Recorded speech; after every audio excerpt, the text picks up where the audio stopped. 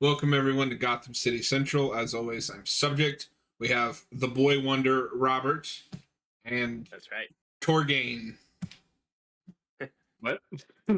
Oh, Bane. I was like, what is that supposed to be? In my head, I was, and in my head, I was thinking Batman because I'm wearing black. We are talking about Knightfall Volume 1, which I'm going to save my thoughts on for a little bit later. Robert, since you were not here for the prologue, tell us about Batman Knightfall Volume 1. So this is the big Bane story about when Bane broke the bat. He causes a big explosion at Arkham Asylum. A bunch And of then villains does get nothing loose. for the rest of the book. Yep. He deduces Batman's identity pretty easily. We'll get there. Yep. And then, spoiler alert, he breaks his back, which is the thing this story is remembered for. And we still have 7 volumes to go. Yeah. It's the cover, so if you didn't want that spoiled for you, sorry. Yeah, so just straight up full spoiler. So yeah, this picks up, if you watched our prologue review, Prelude review, this picks up right where Prelude left off. Robert, I don't, because you're reading this in different collection than we did. Prelude ends with the big Arkham breakout, which is a fine, cliffhanger to keep you coming back for more. Even though for 2/3 of that book nothing happens.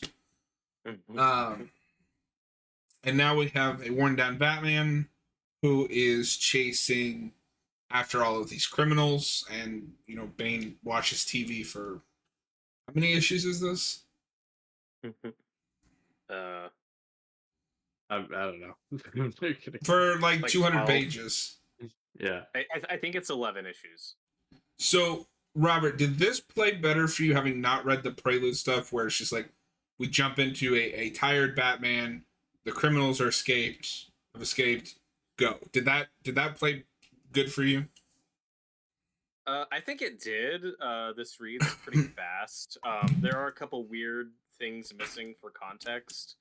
They keep talking about this like fight that happened with Killer Croc and Bane that must have been in the prologue, but isn't collected here. If this is the most readily available collection of Knightfall, this starts with the Bane origin issue, the Vengeance of Bane, and then jumps right into the meat of the Knightfall stuff. So there is stuff missing if this is how you read it, but it is the most accessible version, physically. But it was a pretty quick read. What I really like about the structure of this is just pretty much every issue is okay. Now here's another villain Batman has to take down, and ooh, Bane's hanging out in the background. He's watching him, and it's very simple. Some issues are stronger than others, but I did enjoy the structure of this, just going issue to issue with these different villains. It's a nice collection of characters, in this one story arc. Noah, since you did read the Prelude stuff, do you think this would have almost played better if you didn't have that? Because like this book talks about how he's tired, but at least for me, he should be tired chasing these guys down. But if you read the Prelude stuff, he's already exhausted before any of that happens, which I think is a problem. I actually don't think that's a problem. I don't think the Prelude is completely unnecessary. I think that there's a lot of stuff, like Robert mentioned, in there that's probably important for context, like the Bane versus Croc fight. But also, it's just that context of Batman has been doing this for a long time. He is really burnt out now. So I don't think it would have been enough just having the Arkham breakout happen, and that's the thing that's like taking a toll on him. I like the fact that that's kind of just like it's been slowly building in him for a while, and then the Arkham breakout is the like straw that breaks the camel's back.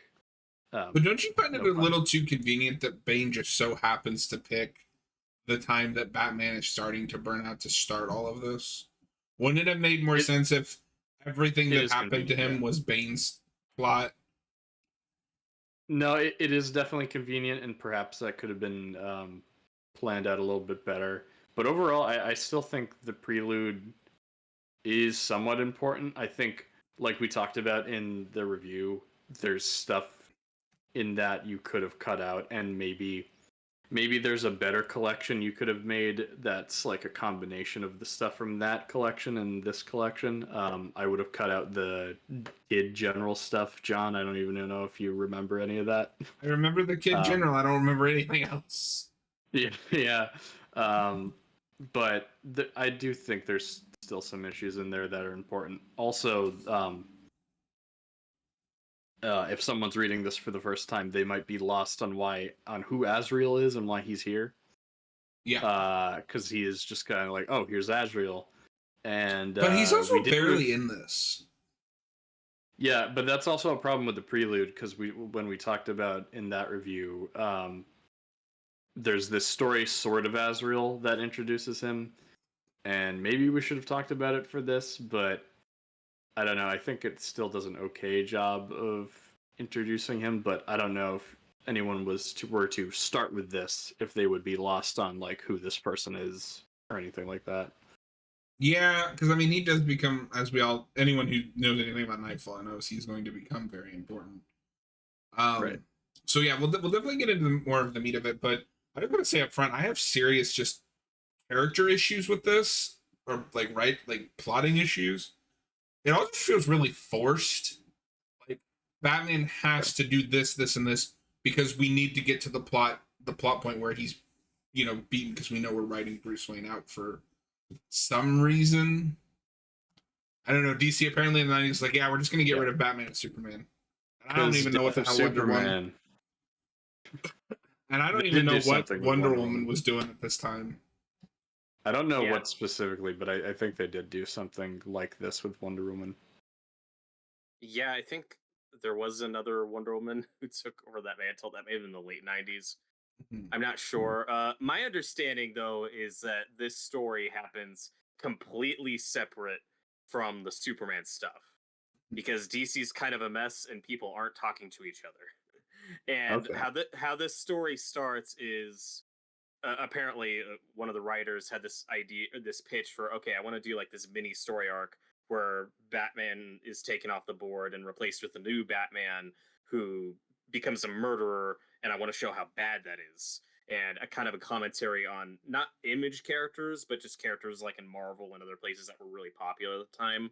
About like, oh, the kids like superheroes that kill people now, and I want to show why that's wrong or at least wrong for Batman. And then DC says, great, what if you did that for a year, though? And then it balloons into this huge event. And I don't know, it's not like Clone Saga levels. I was just about to say, does it sound? It sounds like the Clone Saga, maybe not perhaps as bad. The difference is this at least sounds like it always had like a beginning, middle, and end conceived, just kind of stretched out longer than it needed to be. And to be fair, that is a story worth covering in more than 3 or 4 issues. Like, well, if you're gonna replace Batman, you should live with that. You could have done this over a year, but judging from the volumes that this thing is, the way that Noah and I are reading it, this went for more than a year. Definitely, yeah. Well, yeah, and then the way we're doing it, it's like the most comprehensive collection. So yeah, I'm beginning to think maybe we should have covered it in the 3 omnibus. Yeah, but do you know how much you'd have to read for that? Yeah, true. Either way, it's a lot. I have Sword of Azrael. I should have read that by now. I've always had like a vague familiarity with Azrael, especially you play like the Arkham games. You're introduced to a version of him there. It's that $1 million question of like, can you just like tell someone, oh, you want to get into Batman? I think we all can agree this isn't the place to start. No, no. There are a million questions to ask someone before reading this. Like, imagine recommending this to someone who's the first. It's like, what a horrible friend. Do you know who Tim Drake is? Have you heard of Azrael? It's like there's all these questions you need to ask someone to determine, okay, you should read this. Well, especially with this, they put a lot of effort in the minor villains, which I don't think is necessarily a bad thing. There's a couple where I'm like, did they need to be here? Like that sword-wielding guy that's there for just a panel and Batman breaks his nose. Yeah, that's Cavalier. I mean, that's an old one. Did he need to be here? Like, he didn't need to, but fun throwaway. You can definitely though see. I mean, we'll get into it later. But there's stuff like the Firefly stuff, which I actually liked, but that's like 3 fights that you could have condensed to 2. I was really sick of the Firefly stuff by the 3rd fight. I was like, okay, I get it. Yeah. But that is something I wanted to tell you because you said you didn't have the Crocs context. That arc is the best part of Prelude because you get Venom infused Riddler. I heard about that and I was like, what? Yeah. I've never heard of this before. Yep. Another thing that's referenced here, but if you haven't read that, you don't. And it's insane. But no, the main takeaway for me from this book was finally getting to read some villains that I know of from adaptation.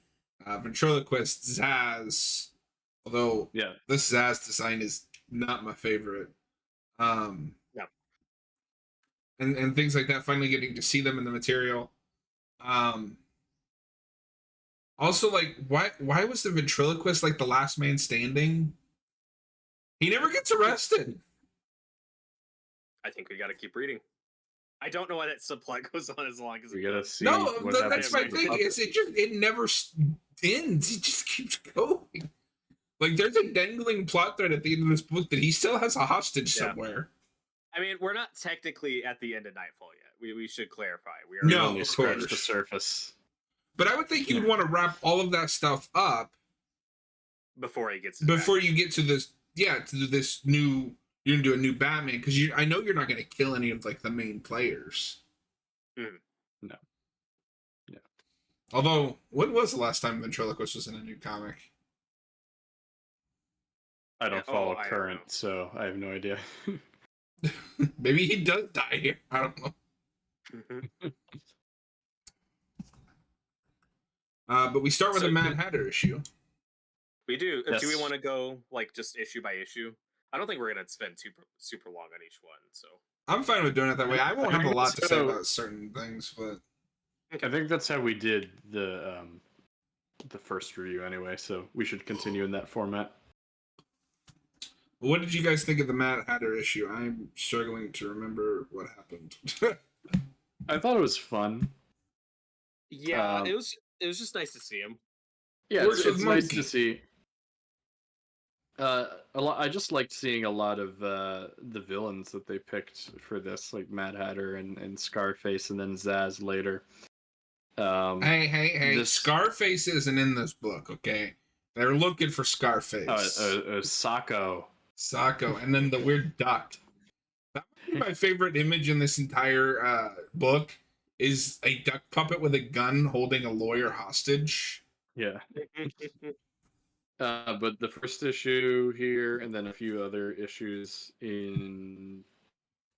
I'm gonna leave the flipping of the pages to the guys with the actual book. I just have a Kindle version, and that's hard to flip through.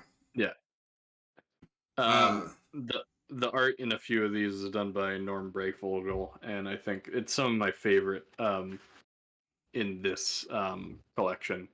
The other artists are good too. It's better than a lot of the art in Prelude. Like some of that. There's a couple of places where it turns into an image book.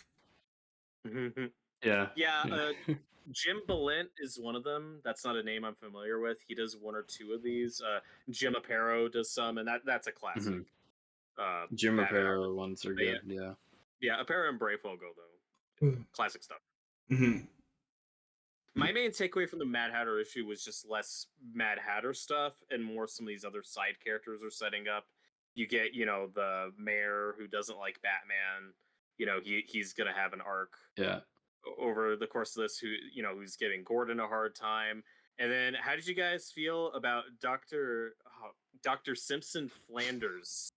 Simpson, did you catch that reference? He's basically the Dark Knight Returns doctor, and yeah, it's a very clever, very subtle pop culture reference. Just want to rewind to the art real quick for a later issue.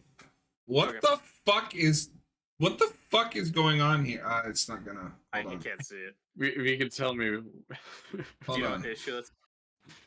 What the fuck is going on here? I like that. It's stylized. I don't know. It's style. Yeah, I like the stylish art, this like cartoony stuff. Okay. What the fuck is happening here with Robin's face?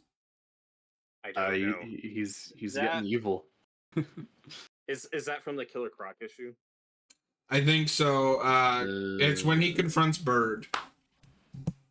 Okay, Let's see. might be the gym bullet. Oh, got it. If it shows up. Ah, Just no, it tell- disappeared. It's right here. Noah, you're gonna have to make up your mind. Are you the physical media page shower, or are you the background guy? Because I don't think you can do both. I physical media all the way. I can't. I don't want to show my background. No, and that's fine, but like, we can't see your page. All right, Can then tell Robert, Robert. Tell Robert what issue that Ro- is. Robert will show the art. Okay, I just closed it. Hold on. You bastard. Oh, I just passed it. That is. Yeah, it looks a little bit more cartoony than you get Image to me. Yeah. What the fuck is happening there? Why does Robin he looks scary? Why does he look like a bad guy? He's scary. Because he's scaring a criminal. John. It's the only thing he gets to do in this book, and Yeah. it's just to look creepy. If there's any character that can strike fear into the heart of a criminal, it's Robin. Going like, and then the next issue looks a lot more like classic Brayfogle, except for this. yeah, That what is the very fuck Image. is that? That's What a the very fuck is Image that? cat. I think it's fun. It looks like a xenomorph wearing a bat suit. Hey, I'd read that. I would also read So would that. I. But anyway, Mad Hatter. So I took like very loose notes on this. Yeah. I just wrote he's working with monkeys. I don't remember what's a what's lot of setup. Yeah. We get our look at the Batmobile again. I don't like this Batmobile. No, this Batmobile sucks. It's not great. It's one of the worst I've seen. It Why does it have the bat literally plastered everywhere? Why not? cause he's Batman. Na Batman. But yeah, no, like we said, that issue just kind of sets up a lot of stuff to come. Yeah, no, that looks terrible. This Batmobile is not working for me. I don't know how long you had this. It's like a flash drive with a spike behind it. But yeah, how did you guys feel about the Dr. Simpson Flanders segments? It's very Die Hard with quack psychiatrist guy. Well, to me, it was just like we had Die Hard Dark is Knight where Returns. Die Hard is where home. you went with that. It's very simple. Well, I mean, obviously, I was going to bring up a Dark Knight Returns, but Die Hard specifically for the psychiatrist suit with the book, the hostage terrorist hostage, that plays out very similar with this guy in his book, the I'm Sane and So Are You. Oh, okay. I was just thinking of Dark Knight Returns. I was just like, yeah. I was like, I don't know if you could do this in a book post Dark Knight Returns. Yeah, like it's fine, but again, like a lot of things, this book kind of drawn out. Right. No, this book. This is a book ripe for adaptation because you could pluck out 75% of the story, and Yeah, you could condense not a just lot. I'm not even talking about just this book. I just mean the overall Nightfall story. My only Mhm. worry is that they shove it into some cinematic universe because it's all DC can do now in their animated properties. Yeah. Who knows what they're even gonna do now with that? This is something you could have done in the Tomorrowverse after Long Halloween, over like 2 or 3 movies, but that's over now. The problem with that is because It's Long Halloween starts with a rookie Batman, that's like year one. Mhm. I think this only works if you have a seasoned Batman. It'd have to be you later need down the something in line. between, yeah. It'd have to be like much later down the line. I wouldn't mind seeing Guns DCU take a crack at this. We're gonna have an older Batman. I'd also be fine if we introduce Bane in the DCU and just like the bat breaking has already happened. Bane's just an established villain in that universe. I'm fine with that. I'd be fine with that. The only reason I'm not against this adapting, we've only seen it done once, and arguably it wasn't a very good adaptation of this material. It's yeah, that's pulling from other stuff too. yeah, Yeah, poorly. I don't want to get too sidetracked. I feel like a really simple way to tell this story, especially with where we know the DCU is starting with introducing Damian, it's like just take Batman to the Lazarus Pit and just fix his back that way. You could simplify this so much if you just dip him in the Lazarus Pit to fix his back, and not what. Yeah, but I feel like that. I think that opens up a whole other host of problems. Yeah, you got to earn it. You got to get there. I don't know. I don't mind him breaking his back and then like coming back from it because he's Batman with like surgery or whatever. I am kind of against Batman ever using the Lazarus Pit just because that goes against like he has to like stay human, and the Lazarus Pit does you don't come back human, at least not entirely. But anyway, back to Knightfall. Oh, where was it we were talking about Film Freak? In some Discord or Cap was talking about or something. I finally got to read an issue of Film Freak. There you go. I still don't know what he does. And neither do I. He's a film and he's a freak. But he's not a film, he's a person. He likes film. I don't know. And then I think Bane murders him. Yeah, I think he does. Yes, because he is sent after. Okay, so there's this really annoying subplot where Batman, for some reason, thinks all of these criminals are working for Bane because he knows that Bane engineered the the escape. But it, like, for the world's greatest detective, he never considers any other possibility. He's just determined that they're all working for Bane because we have to get him to a point where he won't listen to anybody and. Yeah, that didn't really stand out to me. More just that he's just trying to take all these guys out and put them back in Arkham, one at a time. So I don't know that. But it is weird that he doesn't consider anything else, and he's just like, I think what makes it jump out is Robin points this out to him, and he doesn't care. And that's just my biggest issue with this book going through. Is that Batman just treats Robin like another annoyance that he has to deal with, and I don't like when Batman and Robin are written that way. And it's not really consistent with where we start with Tim.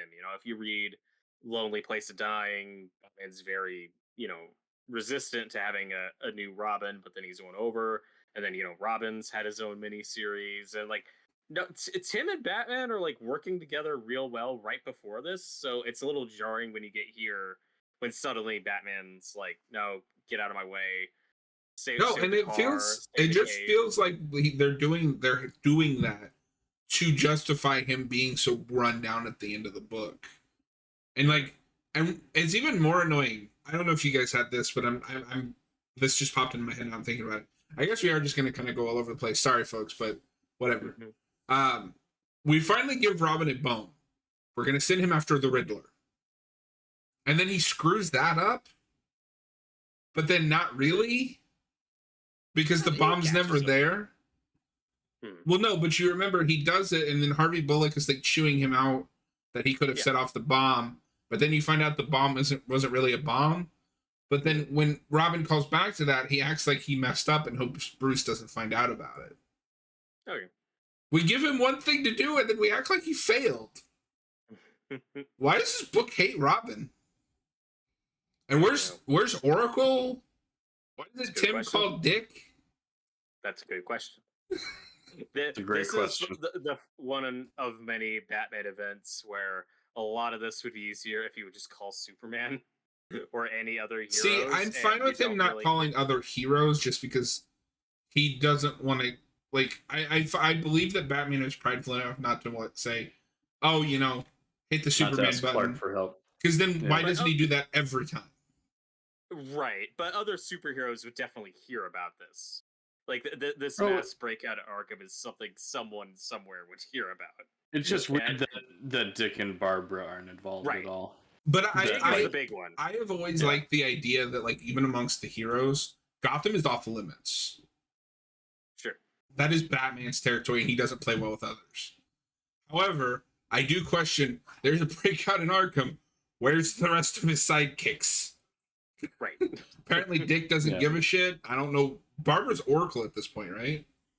Yes. Yep. Yeah, why is she running support? Yeah, Yeah, and I don't know. it's not a But major problem. It's something you got to roll with. But it's weird that characters like Dick or Barbara like aren't even mentioned yet.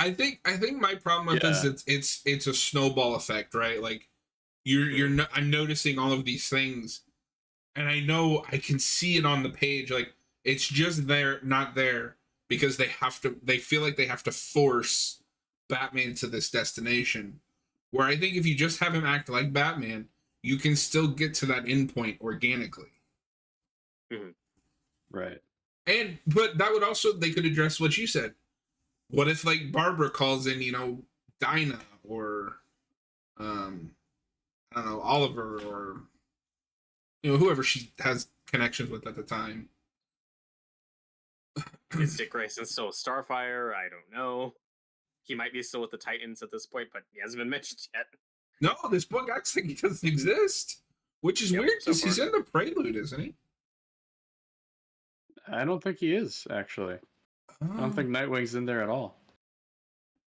Well, Which he and has always, to come in later, because they do. I know that we do stuff with Dick later in this story. I think he becomes Batman after Jean Paul. Like it's not immediately back to Bruce, which has always been the thing I've had with Knightfall. Like because I didn't know that the idea was to like parody Image characters, but I've always said like I don't need a legacy character for Batman. Like I like Batman Beyond for what it is, but if you're gonna do that, it's Dick Grayson, not somebody that Batman met 10 minutes Right. ago in Jean Paul Valley. Like, yeah. Oh yeah, it's contrived for sure. But yeah, For sure. and then Hunter shows up for like a page, which I think makes it worse. Is she a Bat family member at this time? I don't know, like Batman's overall. I think she's more just another vigilante who's in Gotham. Because I know who they team up with she's, sometimes. I know she's working with him in No Man's Land, at least from the novelization, because they have a falling out there. Mm-hmm. But it's also been like 15 years since I've read that novelization. I could be wrong. Um, yeah, I mostly just wanted to complain because I feel like Batman gets dangerously close to being out of character in this book. Turns out Knightfall sucks, everybody. We're gonna rant about it. And then, so we go from the Mad Hatter to the Ventriloquist, which is a fine little issue. I think I like that more than the Mad Hatter one overall. Yeah. But how do you guys feel about this amygdala guy, this big guy he teams up with? He's okay. It's not a villain I'm super name. familiar with. Yeah, I think like this is really my only exposure to Amygdala. I feel like he's mentioned in Arkham Asylum. There's probably references to him and stuff I've seen. Yeah, no, like I don't know. He's just a big guy. That's the thing, is like, how many big guy villains does Batman need? He's got Bane. Right. He's got Croc. To be fair, I think he works primarily in this story as a henchman for Ventriloquist. Someone who's not very smart that Ventriloquist can manipulate. That because that's like Ventriloquist, you put him in the room with Batman, and that's not much of a fight. So I think he works as just a henchman for that villain. Oh, no, Amygdala is in Gotham. Of course he is. Yeah. Oh well, we're gonna have to watch that show to find out. Apparently, he's in season 2. Oh, weird. Yeah, I don't even remember that in the show. It's been forever since I've seen that. I've got to say that this panel is really cracking me up. Of Batman being thrown through the air upside down in a very undignified manner. Okay, so interestingly enough, his first appearance is in Shadow of the Bat from '92. Okay, so he's very recent. So he's a recent villain. Okay. Also, Zaz may have been introduced there. Like, that comic introduces a lot of different Batman villains. And it was written by Alan Grant. It will never not crack me up that, like, one of the most well-known Batman writers is named Alan Grant. Alan. Also, past into that, I don't know How do you guys feel about these covers by Kelly Jones? They're very stylized. Some of it's them very are 90s, fine. but I kind of I like it. like that one. There's one I think it's the issue where Robin is kidnapped by Bane. Oh, and their necks are That's- like stretching. Okay, that's not Kelly Jones. That's someone else. It Oh, doesn't even okay. look like Robin. Okay, the No. cover art on that one was Sam Keith. Sam Keith. Okay, Yeah. a fine artist, but probably the worst of these covers. It's pretty goofy looking. Yeah, that doesn't even sorry, look like Sam Robin. Croc looks kind of cool. But, The, yeah, that- the Kelly Jones one's better. However, that splash page on the very next page there, beautiful. Mhm. Yeah, I think that this is a Jim Balent one, but yeah, he draws Killer Croc really cool. Yeah, Really like the art in that one. since Austin's not here, I'll say it for him. The fact that Killer Croc only exists in the story to job to Bane is complete ass. Yeah, but he looks so cool. that's Like, he's drawn the so only well. No, he That's the looks only awesome. reason. John, that's the only reason that Austin hates Bane is because he got his boy. Yeah, But no, I mean I like the Kelly Jones covers, but it's weird because I'm not that big of a fan of the Batman with the giant ears. they are way too big, but as just covers, I don't Yeah. care. It's fine, yeah. It's not typical. I wouldn't like to see that in the actual comic. Right. But yeah, so Batman, the main structure of this whole like volume of issues, it's like Batman fights one villain, and then he fights another villain, and then all those guys. That's a great. Is that the cover? Or? That's from the start of the issue. That's a Brayfogle. That's a good Brayfogle. It's a good Brayfogle, yeah. So I can understand why someone would read this and kind of get tired, or just like get. It's kind of like watching an entire like, season slog of like a Monster of the Week show in like 10 Mhm. issues. Yeah.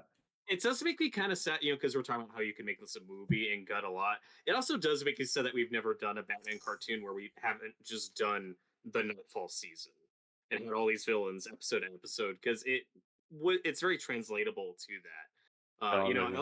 I like the animated series episode with Bane fine, but that distills all that into 22 minutes. And you can It's a tell good that episode, but you can tell that they do not care about Bane. yeah. No, you guys might disagree with me. I don't know if Noah's gotten any further to make an opinion. I wouldn't mind seeing that in Cape Crusader.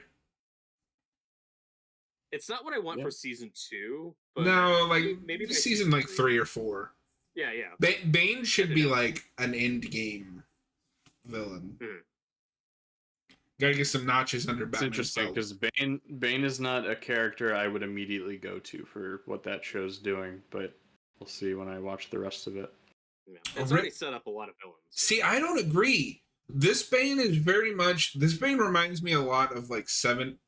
I don't like Bane that much because of the way he's written, but the general idea of him coming to Gotham and wanting to take over the city's like through by taking down the Batman, I feel you could easily translate it into a mob plot. Like he's taking over the mob by promising to take down Batman, and the way he does that is wear him down. It would have to be more psychological than physical, I think. Well, I mean, it's both in this book. It is both in this book, but. And I like Bane fine. I will say, great look. They nail the look immediately. No, so we always muck with it in adaptations. We do. I was iffy on it until that final issue. That final issue might be my favorite issue in this whole book. It's that or the issue right before then when he saves the mayor, which is what also frustrates me. Because I was reading and I was like, yeah, this is fine, but I feel like my eyes are starting to glaze over. And then you get that great Joker and Scarecrow issue, and then the mayor saved, and you have that wonderful like inner monologue by Batman. Like, I will not die here. Like, I will not let Gotham take over. And then you get that wonderful, the best cliffhanger, where he walks in the house and there's Bane. Yep. Alfred's And really then cool. and he breaks his back, and it just cuts. It just ends right there. You don't see the aftermath. This is like the cliffhanger for the next trade. Yep, We'll get there. we'll get there. Yeah, So, I mean, we're all over the place right now. So. Can you guys explain to me what's going on with Zaz's eyes? He's got what's going on there? He wears his sunglasses like, at night. He's got like the Joker TNBA Mickey Mouse eyes. Yeah. I think Zaz looks fine. I don't know. I think that makes him look creepy, and he's a really creepy character. See, I just think it looks dumb. Okay. I do like this issue though. This is one of my favorite issues. That's one of my favorites. My Yeah. favorite is that one favorites. one frat girl that's just like done with his shit. Yeah. It reminds me a little bit of the reminds me a little bit of the end of the Clayface episode in Cape Crusader. Yeah. And I do like that they give Montoya some stuff to do. I think with some tweaking, you could improve the story with how the climax plays out. But I still like this issue. It's a good Zaz story. They do a good job selling it as a threat. And I will say, throughout this whole story, another highlight for me in this whole thing is Bullock. If you're a Bullock fan, he's in like every issue, and he gets a lot of good dialogue. He's in this more than Gordon is. Yeah, definitely.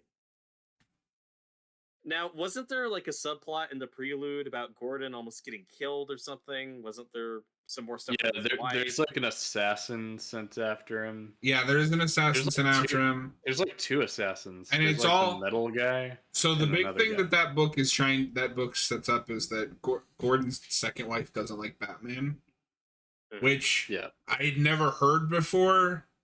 Something must change from Knightfall to No Man's Land. Admittedly, I've only read the No Man's Land novelization, so that probably changes things. That's never brought up in the novelization that I remember. But no, so that's all like furthering the wedge between her and Batman, and like her being kind of the nagging wife to Gordon. Like, why are you still associating with him? He's dangerous. Because 50 years at this point into the character, we're still doing that. Yeah, and it's just more forced conflict between Batman and some other character.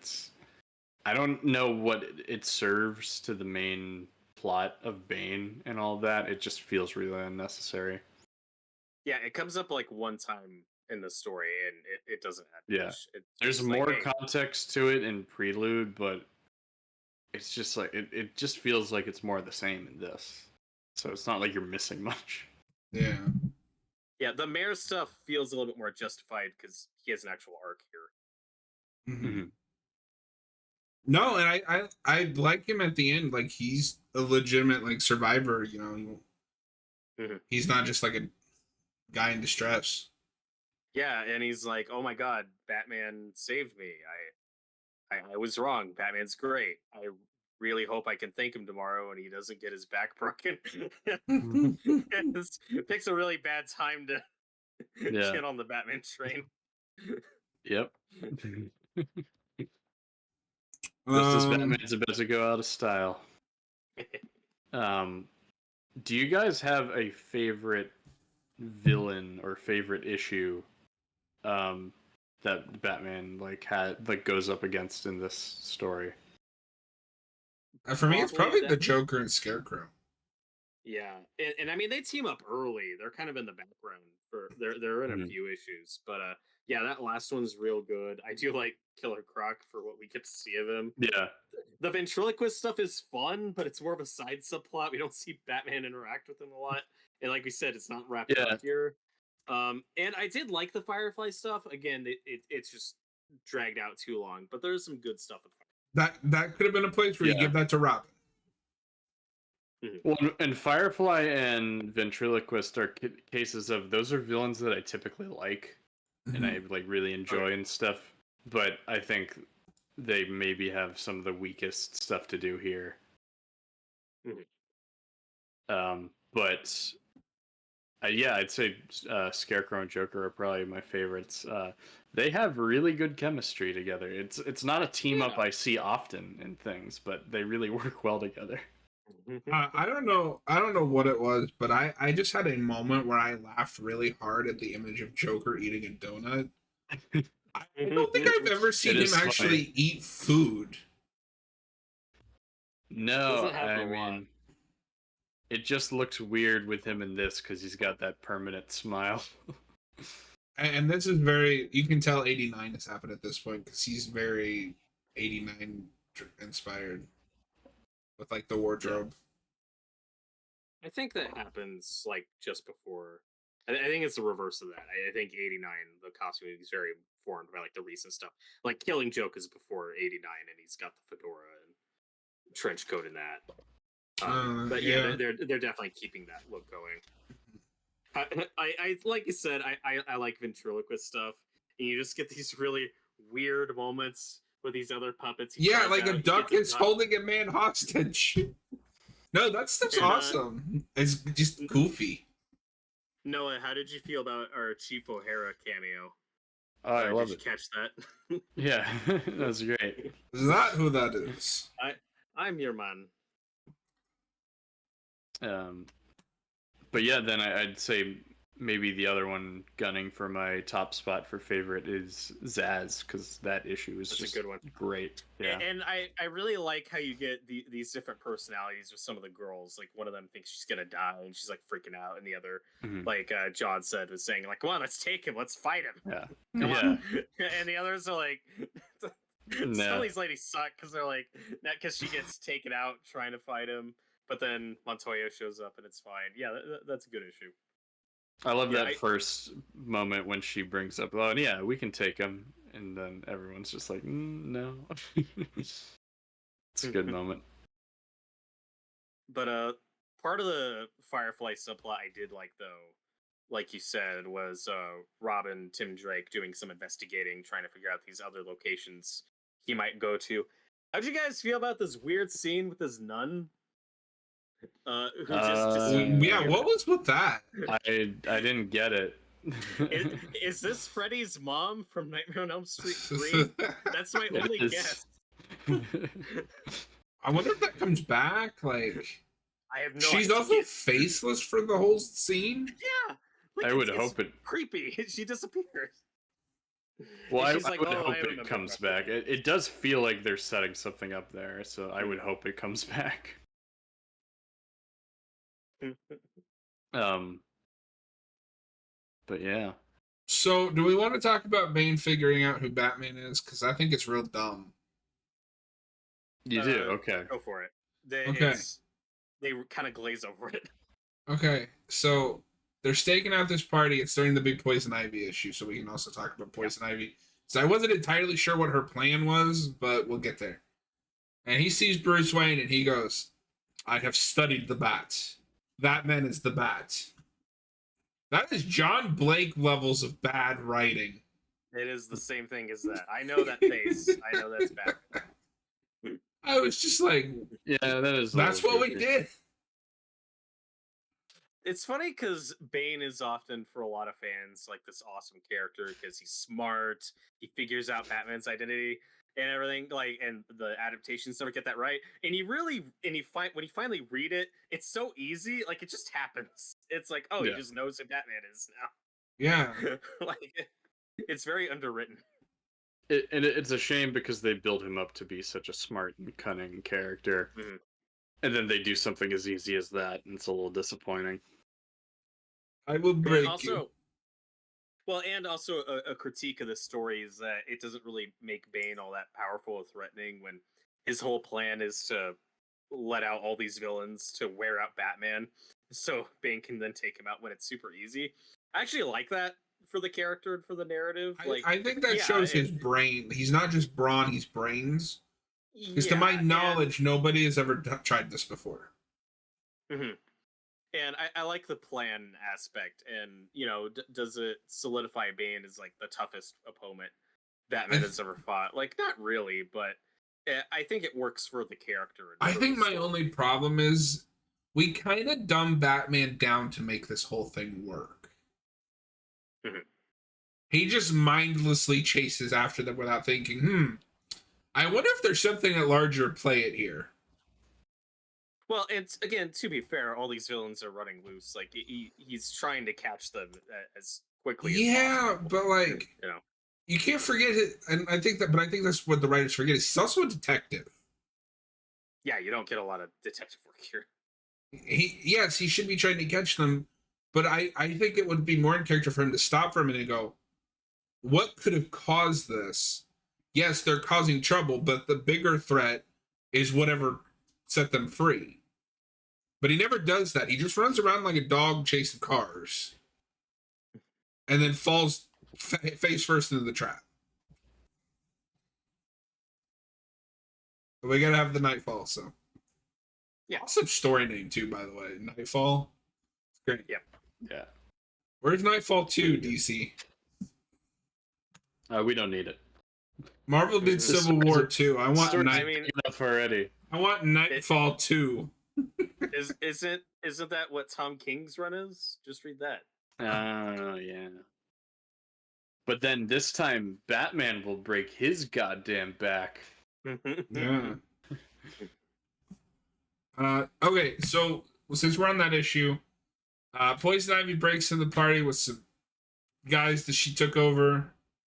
I don't know what she wants. She's just trying to kill him. It's a very standard Poison. It's Poison Ivy. Like I never know what she wants. That's my other complaint. Where is Harvey? Where's Harvey Dent? We see him briefly early on. He's in like 2 panels. I think he shows up again later down the road. But yeah, you don't. Harvey Dent. Anyone seen him? Robert did apparently. I think he is in that panel where the Bat computer like shows all the criminals' faces. Yeah, you see him during the breakout. And you see him during the breakout. It's just weird. He doesn't do anything in this book. He'll show up later. I'm assuming they're saving him to show like this is the new Batman. You know, he's a little more vicious than the old one. Uh-oh. We'll see. And again, we gotta have time for the ventriloquist subplot because he's trying to find Scarface. Which takes us a lot of time. Okay, so let me since you brought that up, because we do see the payoff to that. But why is it Jokerized? I think that's just what Scarface looks like at the time. He's got this white face. But it's not just the white face. He's wearing the purple suit. Is he? I'm like 90% sure.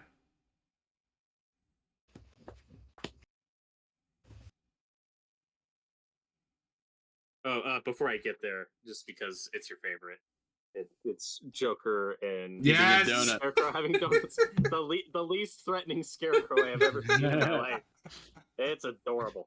No, it's awesome. That is very weird looking.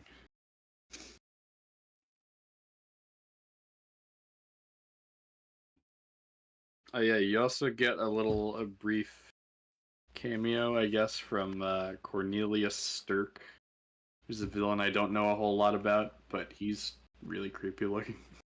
Mm-hmm. Oh, and yeah, like I said, I think Kelly Jones is the better covers, but I do like this Sam Keith cover. It has nothing to do with the story, but I think it just looks cool. Yeah. I don't like the face though. It looks like that one panel I was complaining about. Yeah, but it's a cover, so it kind of reminds me of Arkham Knight with the Demon Bat. Mm. Where is this? Looking for that Scarface subplot. Right. I don't like Bane.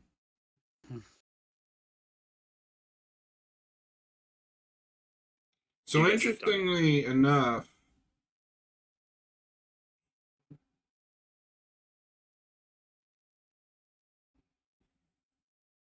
I was looking at the next volume of the 25th anniversary. Mm-hmm. This might be this is a way less cool design for Bane.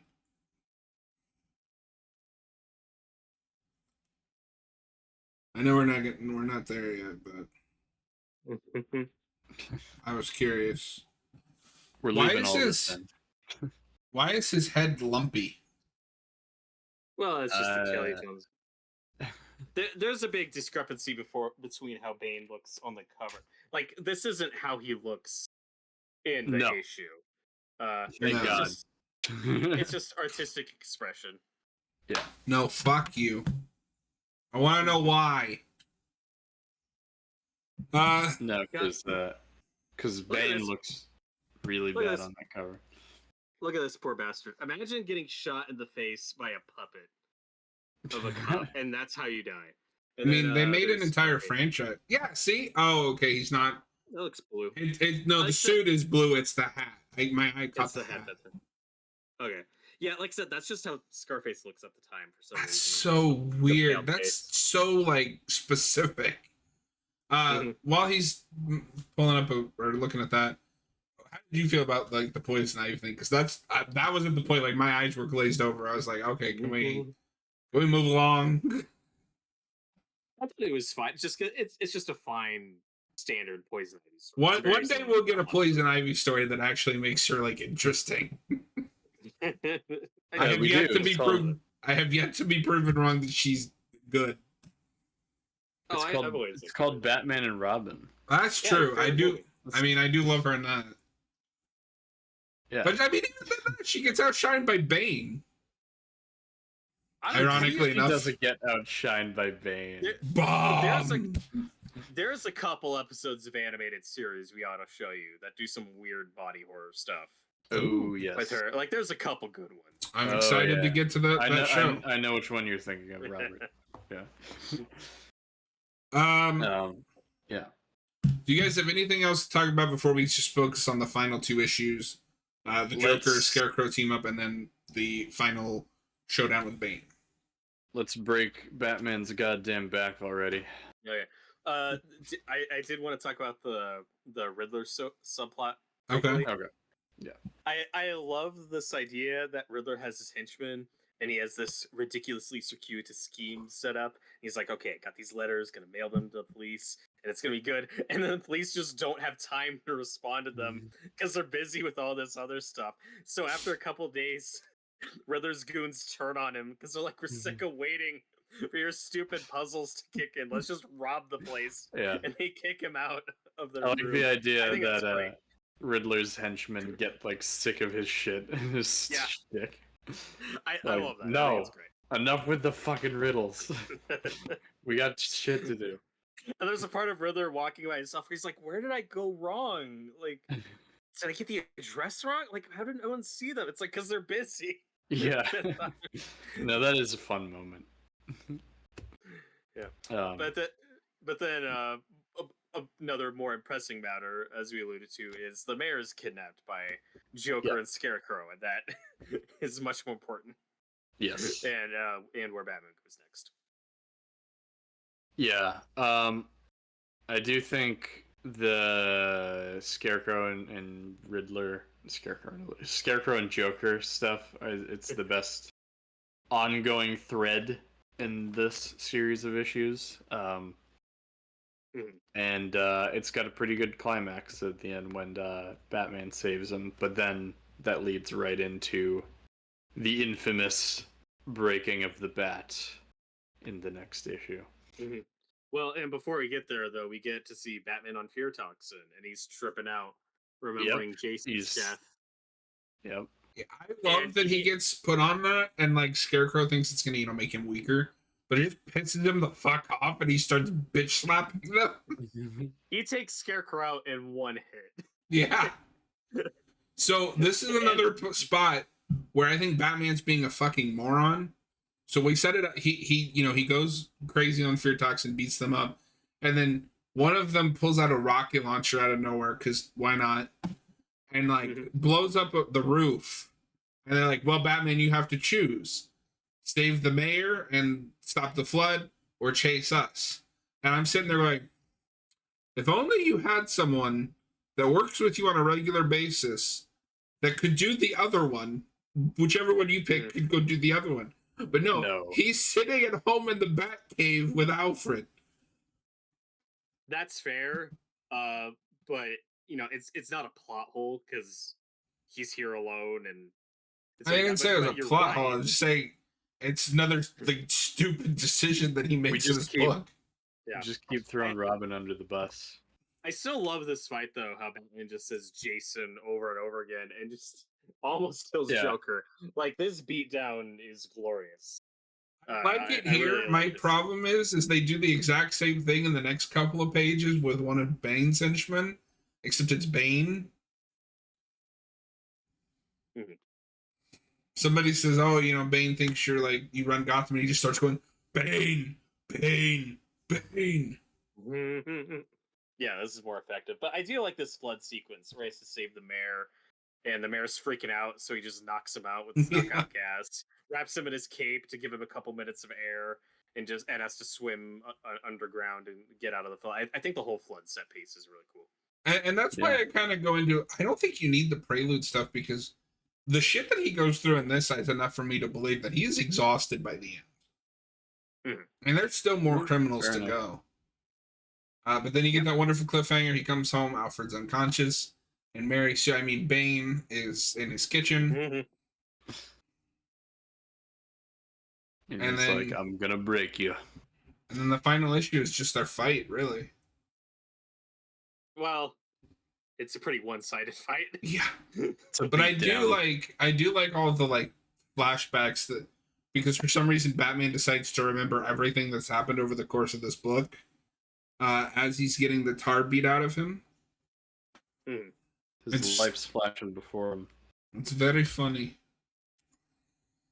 Yeah, so this is drawn by Graham Nolan, but this is the cliffhanger before that where Bane shows up, and that's one of my favorite images of Bane.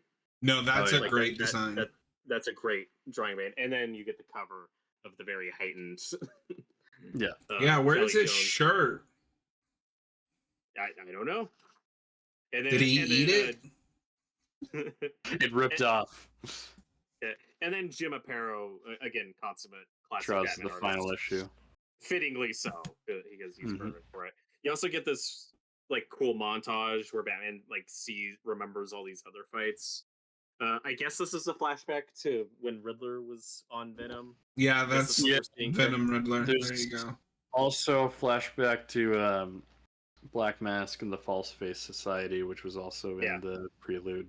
Yeah. Oh yeah, you also see Metalhead. Robert, you're probably like, who is this guy? Yeah, I've heard of Metalhead. So Robert, since you have this in the single, what does the art difference look like? Like, is there any kind of difference in the print? It's a good question. It is definitely more faded. I mean, this is classic newspaper print, but like still looks good. Like this is the original 90s printing. Interesting. Are there any movie advertisements? What's the advertisement on the back? Okay, well, I'm looking at the CD-ROM advertisement. I've never heard of this before. Wow. Flashback: The Quest for Identity. I've never heard of this. Oh my God! It's an ad. Oh no! It's LJN. It's a Crash Dummies game. Oh no! I love Crash Dummies. But what's on like the very back? Is it just more artwork or? No, the back on this one's completely blank. Because it's got this wraparound thing. What are their fancy covers? I'll let you guys know if another advertisement. But yeah, the issue ends with Batman defeated, and then it's like, stay tuned. Yep. There's all these other Bat books you got to keep. In 2 weeks. Yep. God, they must have made a killing on this. Yeah, this image is so awesome. Like, this is the iconic image from the story. If I can find a way, that's going to be the thumbnail. It's great. You'll be able to find that image. This kind of takes the piss out of it a little. Yeah. Yeah, before you get to the moment, you have to... What the fuck is that? Whoa, wait. That's about Lobo the movie. That green text. Or the green background. DC Bullets. Yeah, okay. As the last number of talks have started on Lobo the movie. Yep. Okay, so this is a Legion of Superheroes thing. Where was That's what our you get. 90s Lobo movie? I don't know, but this comic is a lie. It's Oh, in the this is same. cool. What's that? You get some Reign of the Superman with the steel right Oh, there. cool. I've always liked John Henry Iron I Steel, love so that that's it's kinda the man is back, or is he? As he's clearly carrying a sledgehammer. cool. But yeah, that is Nightfall. Noah or Robert, do you have anything else you want to add before we move into final thoughts? There was a panel here that made me laugh. I want to see if I can try to. I think it's Bane throws someone against garbage. I think it might have been Croc or someone else, and as he does it, he says, "You're garbage." I thought that was funny. I'm trying to find We it. love puns, people. It is really funny and really sad when Bane shows up and Alfred's just already taken out. Poor Alfred. Oh no, I don't remember who this character is, but it's right here. He says you're garbage. You're not going to be able to see it from here. If I go closer, I it's can going to kind of disappear. see it. Yeah. What? Robert, no, you find Robert. What issue? Or Noah? Sorry. What issue are you It's looking the at? first. It's the first issue. Batman 492. Okay. And then my favorite part of the Bane fight, though, is probably when we move to the Batcave, and he beats up Batman with the Batcave. He throws the giant penny on him. He throws him into the Jason Todd display where his old suit, the old Robin suit was. That's a great moment. That was good. He uses everything around. He's a smart guy, that Bane. And then Alfred's like, Tim, get over here, help. Tim, what are you doing? Well, in that moment's weird because he says, Tim, like, Bruce is gonna need you, and then Tim's like, what's wrong? He's like, I don't know, or something. What do you mean you don't know? It's Bane. A giant luchador. Why didn't you tell him somebody broke into the house, knocked me out, and is now beating the shit out of Bruce Wayne? And another thing that might be confusing if you don't have context is Tim Drake lives like right next door to Wayne Manor. I was very confused about that. If you don't know that, it's good because it's like, why is Alfred walking to Tim Drake's house? How far away is that? No. Oh, it's like next door. Okay. No, I'm glad you said that because I was very confused. I was like, how far did he walk? I just forget that Tim is a Robin that doesn't live with Bruce. He like still lives with his parents and stuff. His father, yeah. His father, yeah. I always forget about that. Okay, a couple more things I want to show. Here's a really cool Reign of the Superman advertisement. Because it's during that era. And then, because somebody was really upset about the Two-Face not showing up. He will show up in a couple issues. Because I don't know if this is actual cover, but this art is awesome. Ooh. And that it's is like cool. Two-Face. I don't like the bat ears. The bat ears are weird. No, that's a little bit much. But yeah, so in a couple issues, Two-Face is back. Like, that's just great art. That is a really cool looking Two-Face. I don't know who drew this, but that's a really cool advertisement. But yeah, that is Nightfall. Bane beats up Batman real good. Yeah, I mean, final thoughts. I mean, it's still only part of a story, so it's hard to judge like fully. But I don't know. I think maybe I understand why some people might find it a bit of a slog, but I think this is better than Prelude. I think there's more necessary issues in this than there were in the Prelude trade. So as part of an overall story, I still enjoyed it, and I'm really interested to see where it goes. So yeah, I would recommend. I will also recommend if you're if you have experience with Batman's history. If you already know Batman. Yeah. I think you could cut out. I think I'm probably being a little hyperbolic when I said 75% or whatever. You could cut out maybe half of this, and it would still work. At bare minimum, I'd recommend, for someone getting into Batman comics, for this one specifically, you should at least read Vengeance of Bane and Sword of Azrael, probably, and some of the Tim Drake stuff. You should absolutely before read jumping Vengeance into of those Bane. That is the only important thing that happens in Prelude. Yeah, and I do like that issue. It's a good. It's a good. That's one origin of two for that things. character. Poor Killer Croc, Yeah, Austin's boy. Killer Croc's great. And Rock I old don't know. boy. Bane's interesting because he's not one of my favorite villains, but I don't know. He might be in my top 20.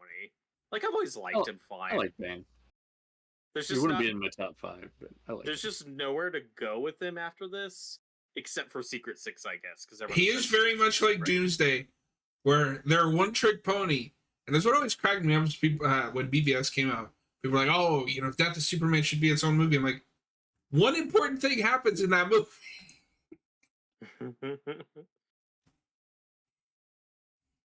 But yeah. And I don't know. For me, this is like a 7 out of 10. Like, just the Knightfall stuff. It's like a 7 out of 10. It's not great. It's just not this amazing. volume, Like, or do you mean fun. like Knightfall as a whole? Just this volume. We'll get to the other stuff.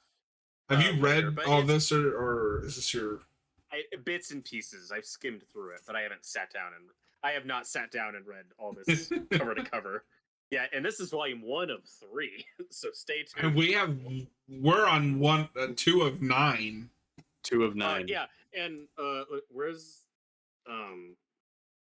like where is the breaking of the bat? So like it's behind you. Okay, so the breaking of the bat, it happens here. Oh my god. Jeez. Well, and there's that cover. That's the cover of the second trade. Yeah, there is a stark difference between that's how he looks in the comic, and this is just Kelly Jones nonsense. That's fun nonsense.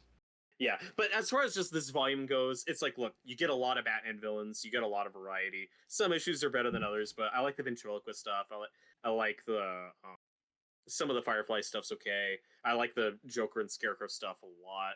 The Zaz issue is very good. So if you want just like a collection of stories where Batman just fights a different villain each time, and then it ends with this awesome Bane fight where he breaks his back, like that's what you get. It's like 7 out of 10. It's in this weird space of, it's not really hailed as like one of the greatest Batman stories ever, but it's not infamous either. But everyone knows about it. It's certainly. I feel like it's kind of just, it's there. Yeah, and it helps that Bane has stayed in the culture. Yes, it's like chances are, like, especially for younger readers, you haven't read Knightfall. If you're a Batman fan, like, you've heard of it. You know that Bane breaks Batman's back. It's certainly iconic. It's a lot like Death in the Family, where that is not a great story, but it has that really powerful remembered ending. Like, that ending is what people remembers, and it's the same thing here. Except, but the difference is you also just get these other villains that Batman gets to fight, and it's fun. It's a fun romp. Yeah, it's alright. I think I would go a little bit lower as this. If I was doing this on a 10-point scale, it'd be a 6 out of 10. That's fine. But yeah, overall, I'd recommend it if you're like me and you feel like you've read most of the major Batman stories. Right. Don't start here, but for the love of God. For your own sanity, please do not start with Knightfall. No, wait. Well, boys, Noah and I were talking, and I know we kind of just decided this on the whim. But Robert, how do you feel about doing Gotham City Central next? Or just Gotham Central? We've talked about other stuff. I'd still like to get to Court of Owls at some point, but we did Court of Owls. We did Court of Owls without you. Weren't there. Oh no. Damn it. Okay. Remember? No, because I wasn't there. We've also talked about Harleen. We will do Harleen, but the Penguin Show has me kind of in the mood to do like a Batman spin-off. And I've never read Gotham City Central. Okay. So we'll do that volume 1 in 2 weeks from now. Things about it.